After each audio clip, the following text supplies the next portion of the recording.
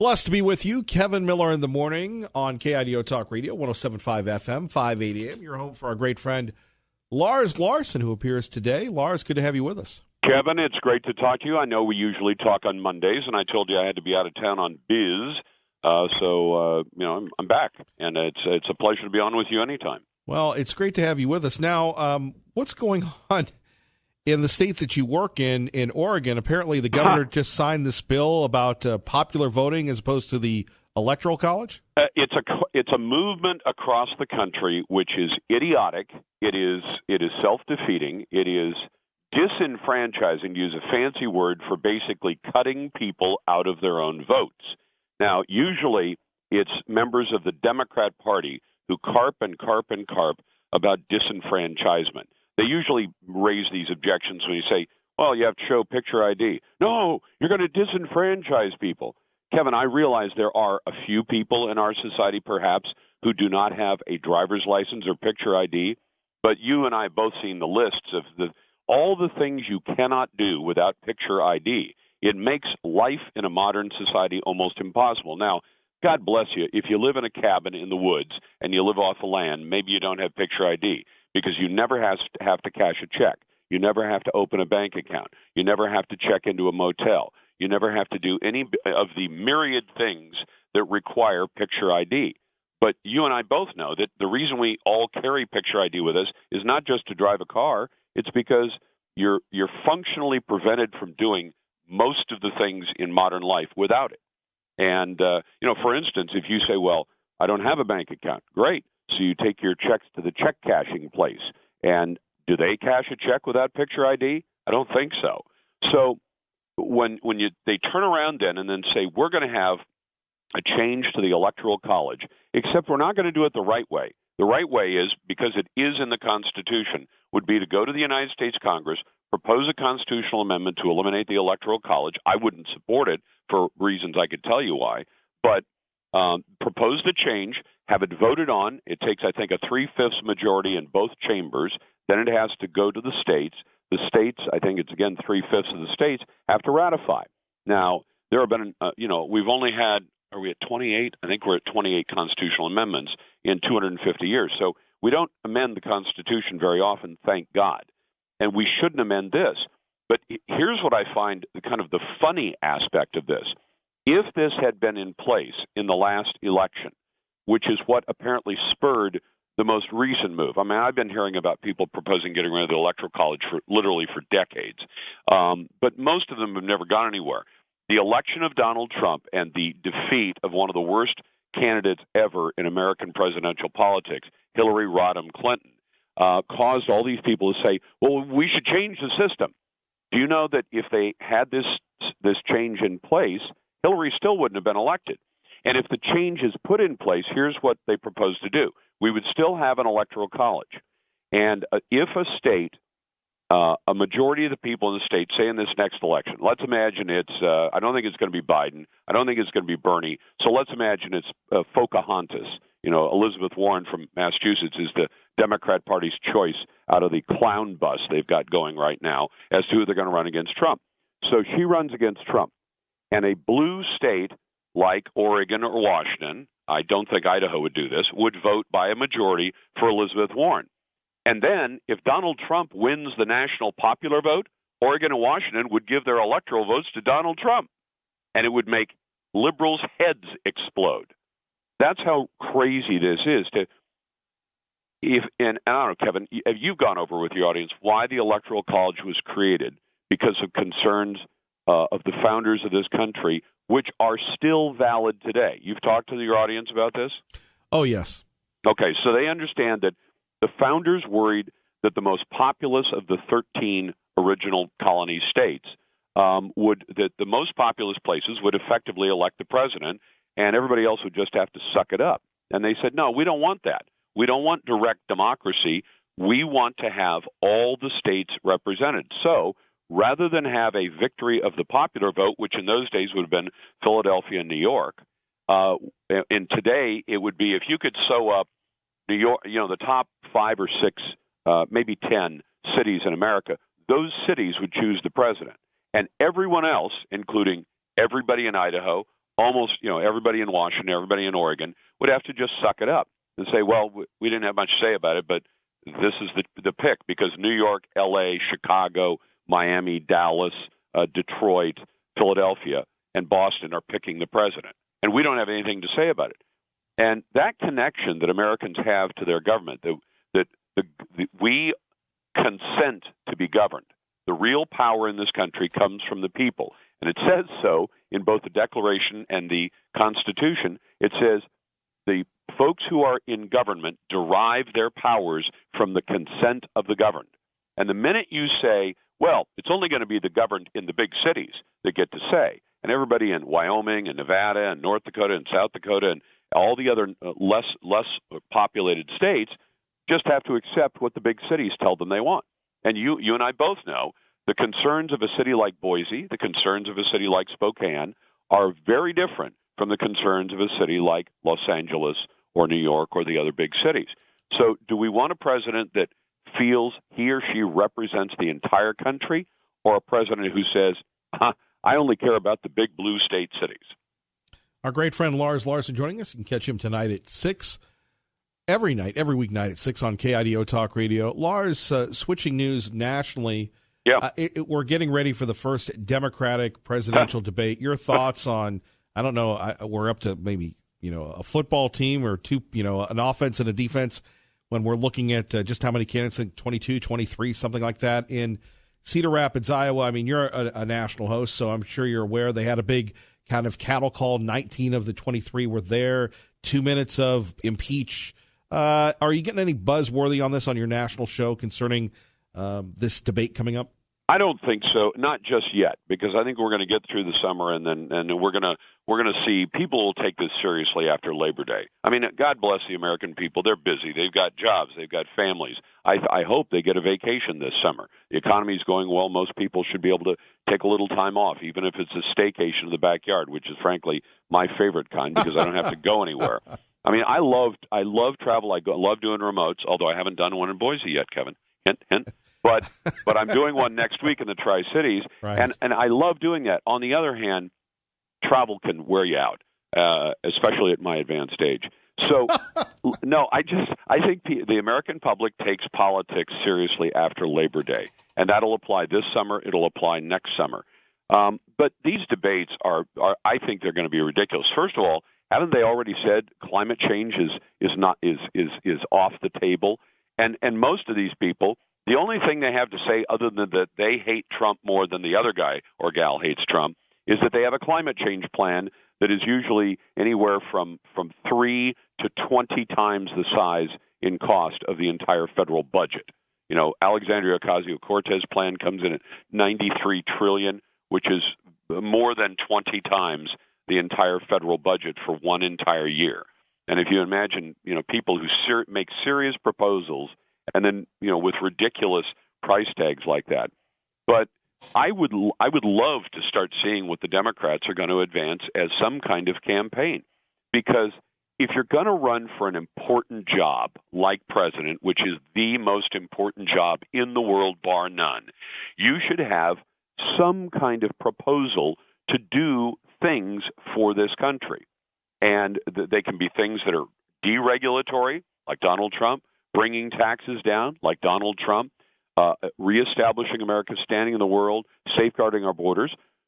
Or they can be things like the Democrats seem to propose, which is bigger government, higher taxes, reduce our standing in the world, kowtow through the Paris Accord so that we cut our pollution back dramatically, which we are doing anyway, but we cut it back and cripple our economy so that China, which I think has hundreds of new coal plants online, China can pollute more, America can pollute less, they can have a vigorous economy, and we're going to get the short end of the stick. Now, if anybody thinks that is an attractive set of ideas to advance as a candidate, you're probably a member of the Democrat Party.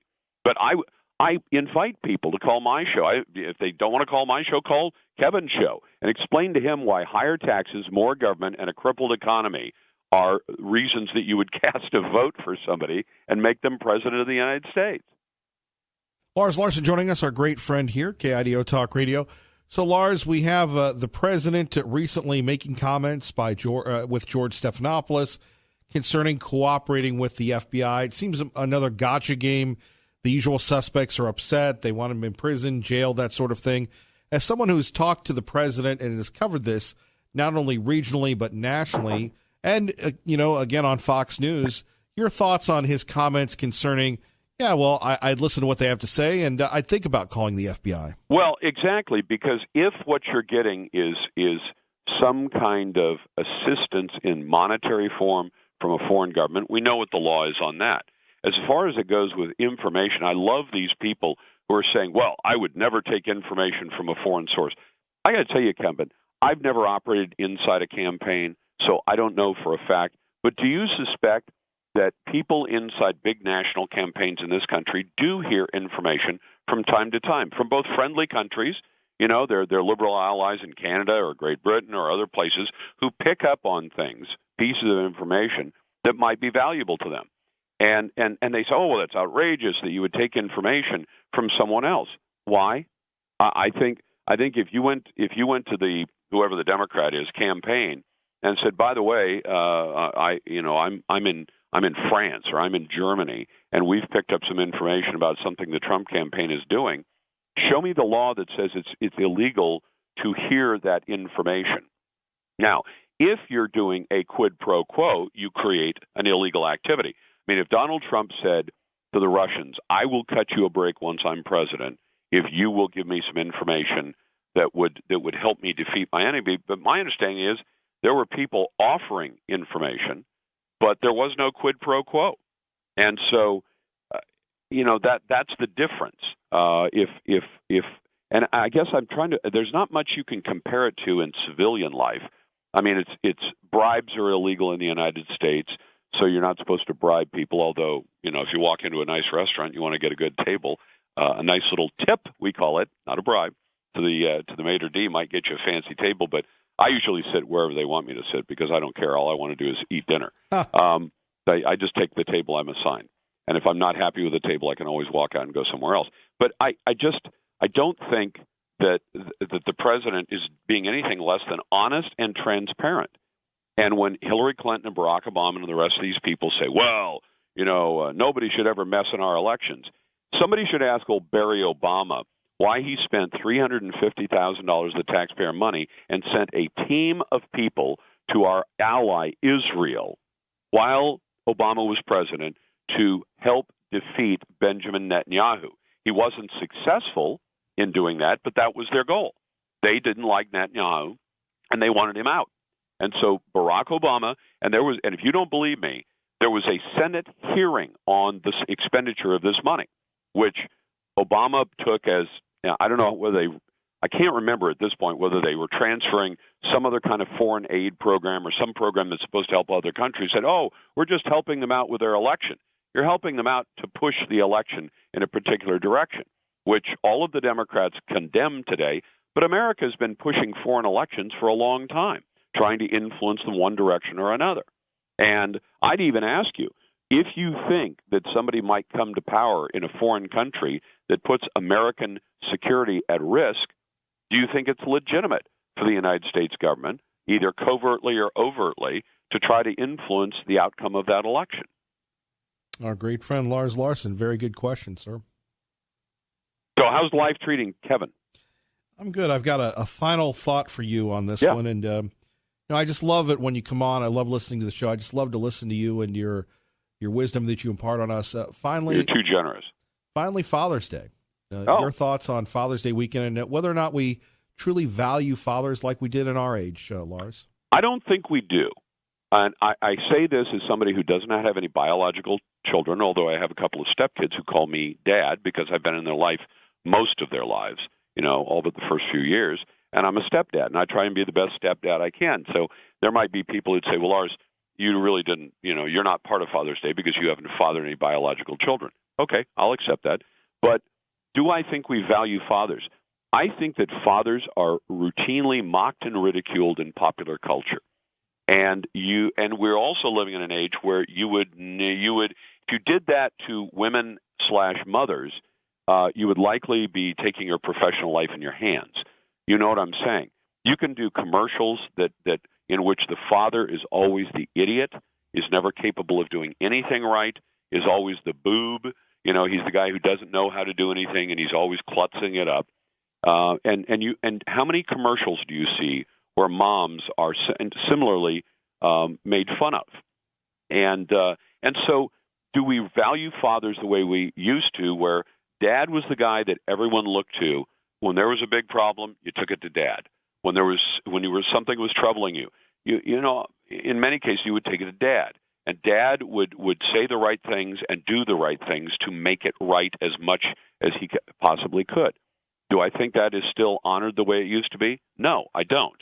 And I suspect part of it's the pendulum swinging, you know, where you said, well, you know, dad's been in charge for so long.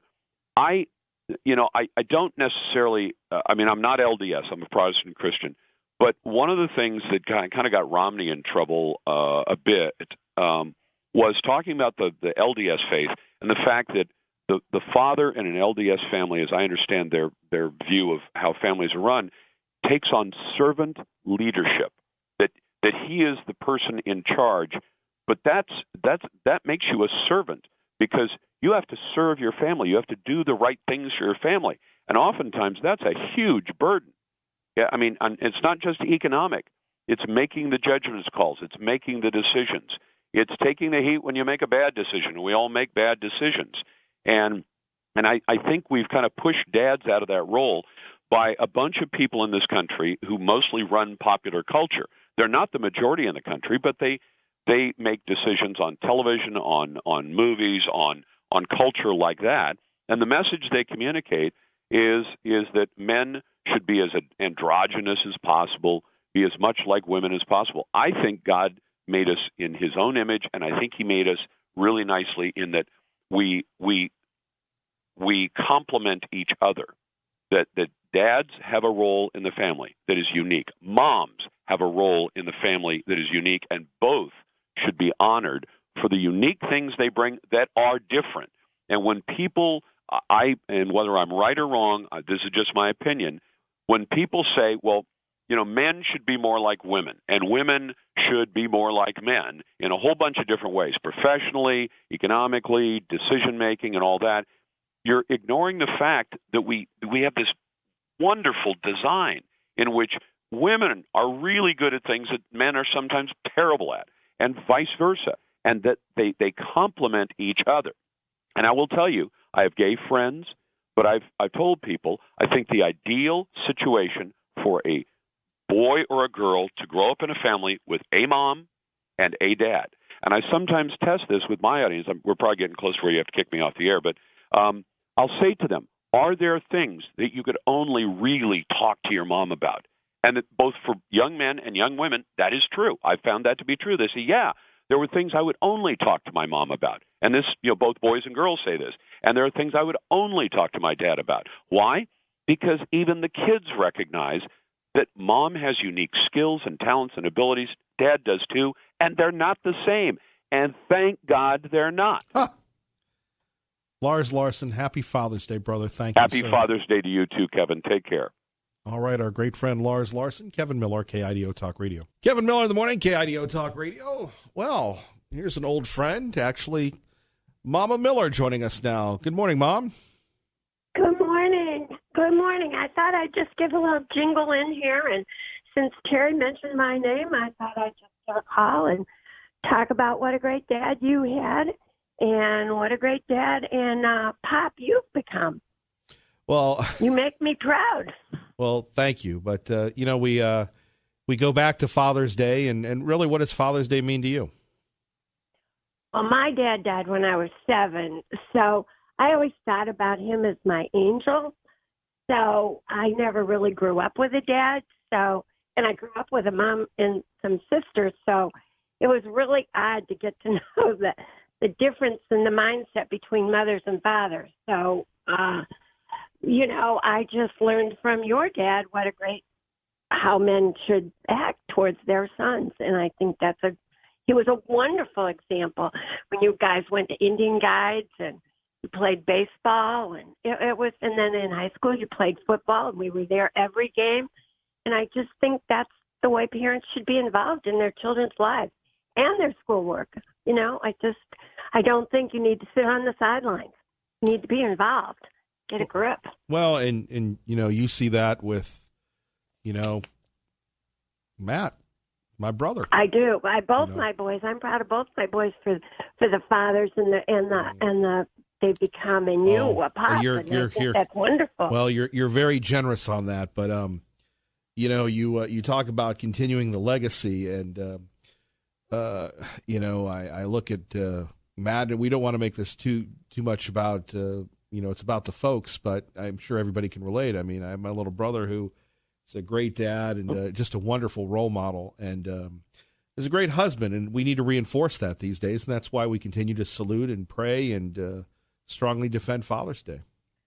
I do think that having a strong marriage really enhances fathers, because I think it's the whole family unit that comes together.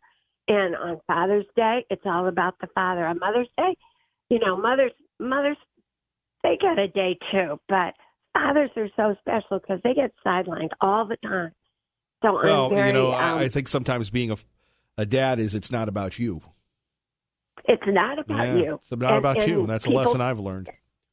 Yeah, it's not. They want to do for their kids, and that's the sign of a great dad. And lucky enough to have a husband that's like that, and have two sons that are like that. So, just my own take on the whole thing. And God bless you.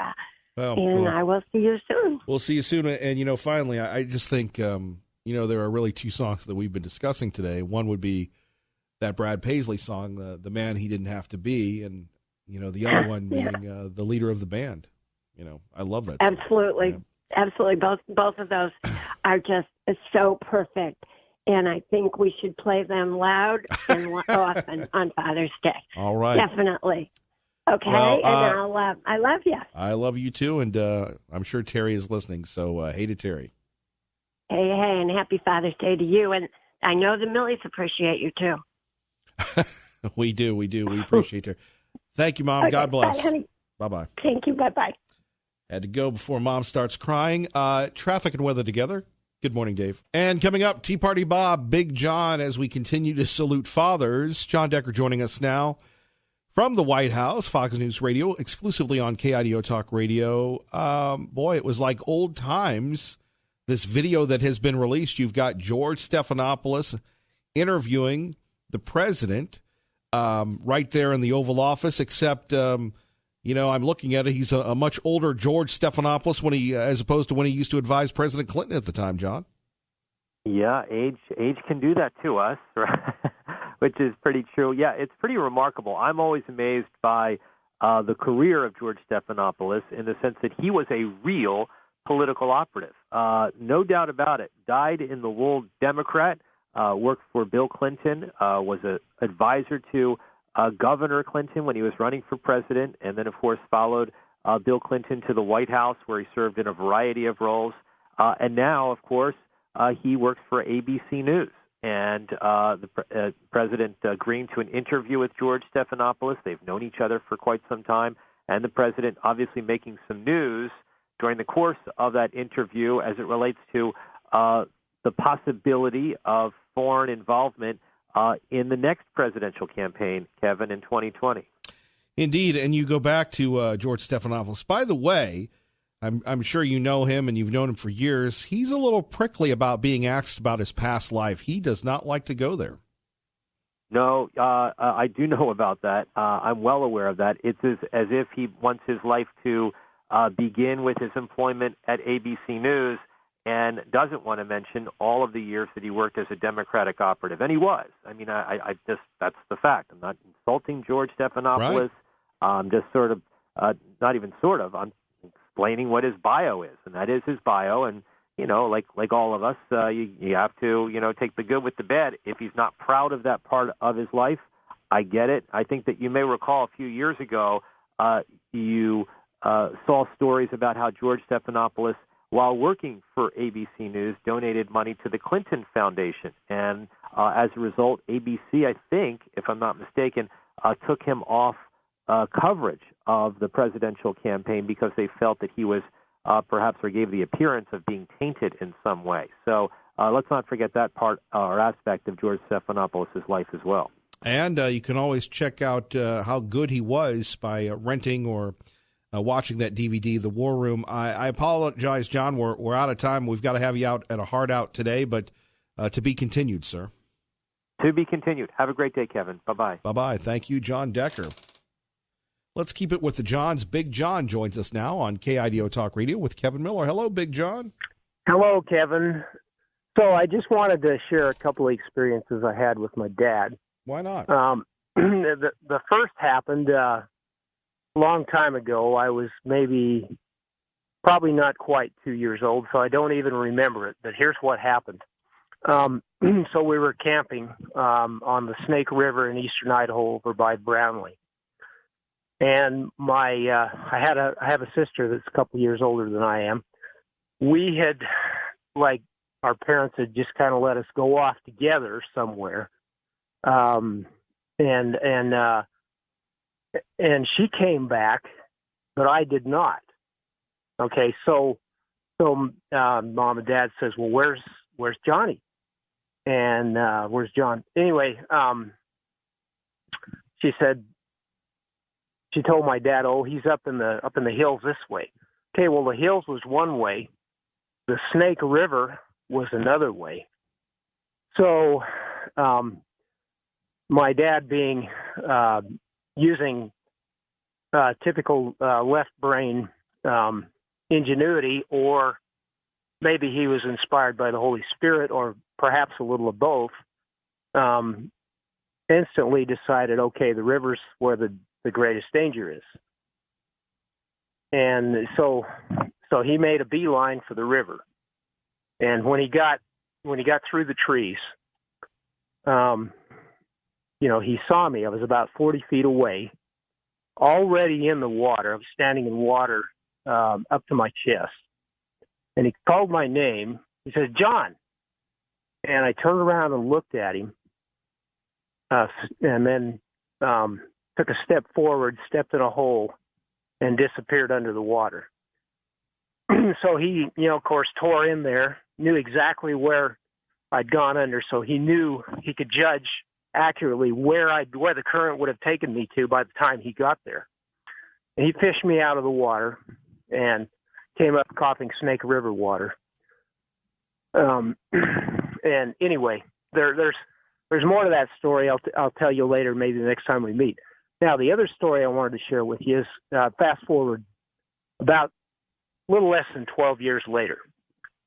I was I grew up on a farm. I think I've mentioned that to you before. But anyway, in the spring of 1967, my dad and I were I was helping my dad plant spuds. And I was riding on the back of this spud planter, to check and make sure that when these cups came up, that each would have a seed spud in it, ideally. So they'd be planted. Well, sometimes they'd come up empty. So when I saw that, I'd grab one, put it in the cup. As it came up. Well, anyway, there was right in front of me. There was a shaft. A slow turning shaft, and it was a cold, windy Saturday morning, about probably somewhere between 6:30 and 7 a.m. or so. And anyway, so I leaned down to get out of the wind. Well, in the middle of the shaft, there was a bolt that came through there, and I had on, due to the weather, some layers, sweatshirt and a jacket and so forth. And anyway, this nut, it caught the front of my coat, and before I knew it, it had drugged, it had pinned me against the shaft, and my right arm was twisted around the shaft. So I immediately started yelling at my dad to stop. I had to yell 6 or 7 times or so before he finally did stop. And later I learned that he actually never really did hear me. He just had a feeling that he should look back. And he did. When he looked back, couldn't see me, he knew I was in trouble. And anyway, it was, I mean, it was a painful experience. It broke my right arm. But anyway, that's, my dad literally saved my life twice. Boy. Not once, but twice. So anyway, I'll give you more details the next time we meet face to face. So, so now you can get on to your next caller.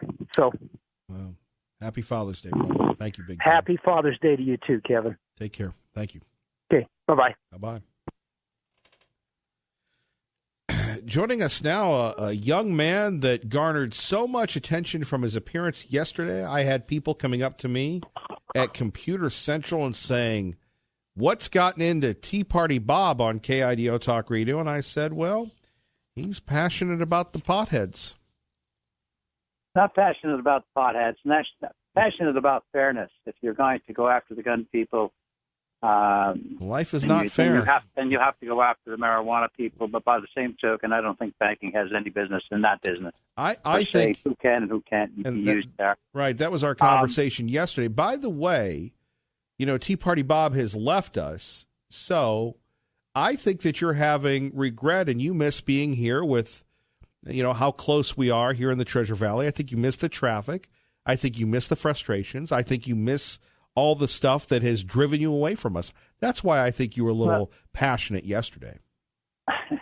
Let me give you a little idea about where I come from and where I'm going to and where I've been. I think one of the ways you can measure the success of a dad or a mom is to measure the success of your children and grandchildren in their lives and see how they've turned out. Both my children have been successfmore and productive in their lives, and 3 of my grandchildren have completed college, 2 who have become physician assistants, and one more on the way to her degree. It tells me I must have done something right. Unfortunately, I never did know my real dad. She was wounded in World War II, and I still don't know anything about him to this day. My stepfather was pretty much an alcoholic and treated me like an outsider for most of my life. I fortunately found many surrogates who helped me grow and learn good moral and ethical values in my younger years, along with a strong religious background, important things for a child's development.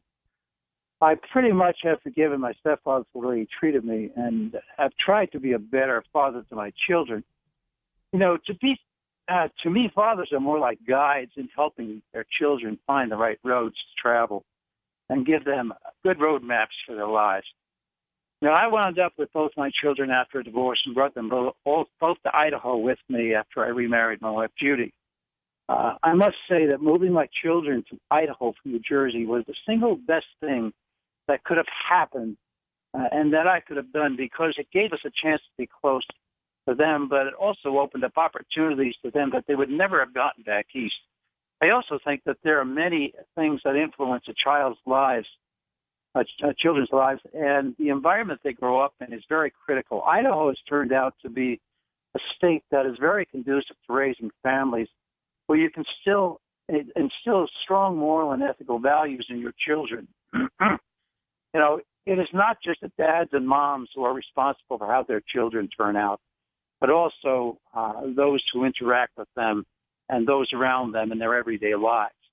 So I believe that both dads and moms are important in raising children to be good, responsible, productive citizens. It's also important to make sure that they have the right environment to do that.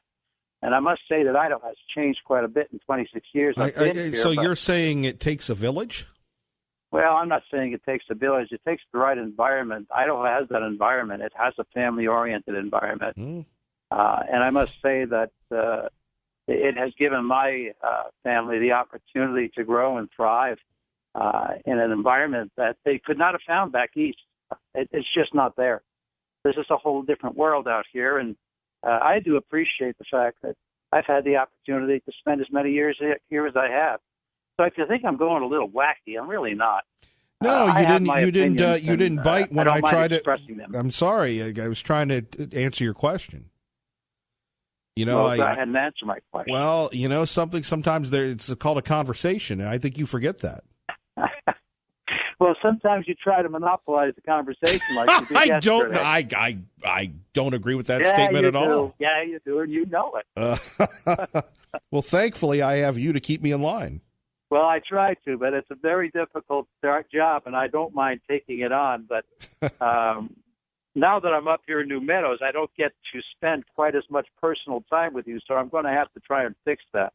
Well, I think that you're regretting leaving us. You mean Mover's remorse? Yes, but thank you. There you go. That's why you're a publisher and an editor and a writer. Mover's remorse. Well, I don't have any remorse when I look out on this gorgeous valley here, and I can see nothing but trees and cows and pasture and beautiful sky, and there's no congestion and there's no fighting traffic. It's just a wonderful place to be. And I came here when I first moved here.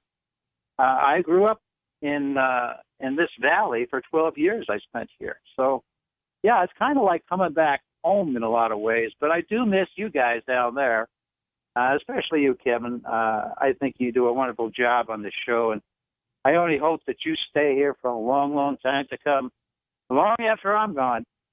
Well, I don't plan to. I told you, Memphis called me yesterday, so how about that? Well, you know, my future wife is moving from Pulaski, Tennessee, so if I were you, I wouldn't be running to Memphis if she's moving out. No. She's pretty smart. Well, God bless you, my friend, and you know something? I admire you. We all do. Happy Father's Day.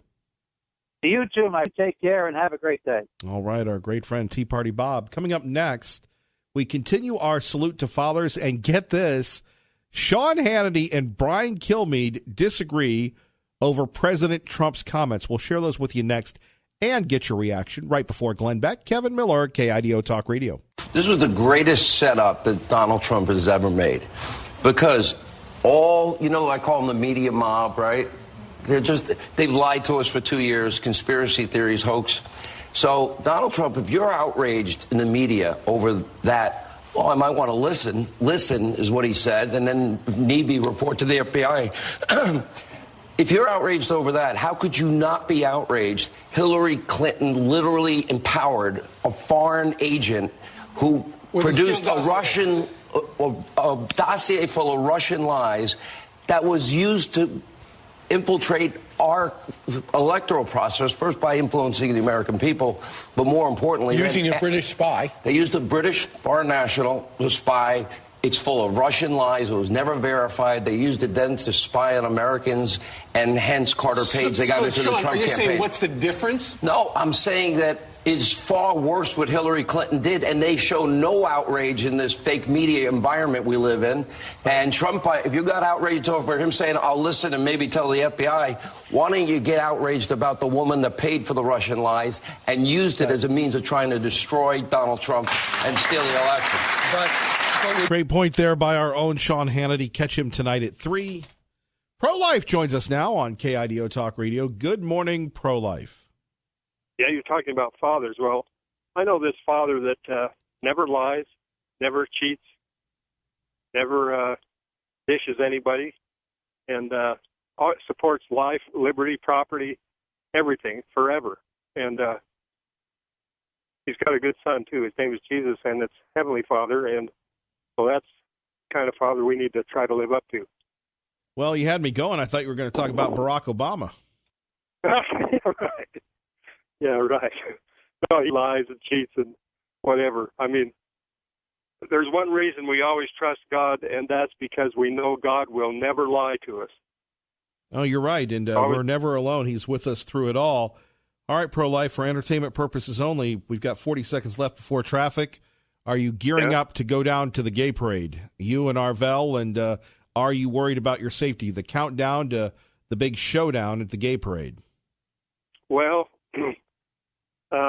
yeah, we're going to go down there, and I don't know, I'm a little concerned, but the gays have been a little bit more accepting of us straight people, so maybe they're going to just tolerate us.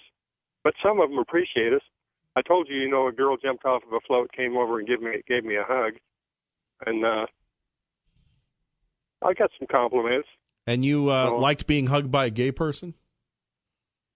Yeah, because that shows that they have enough conscience and enough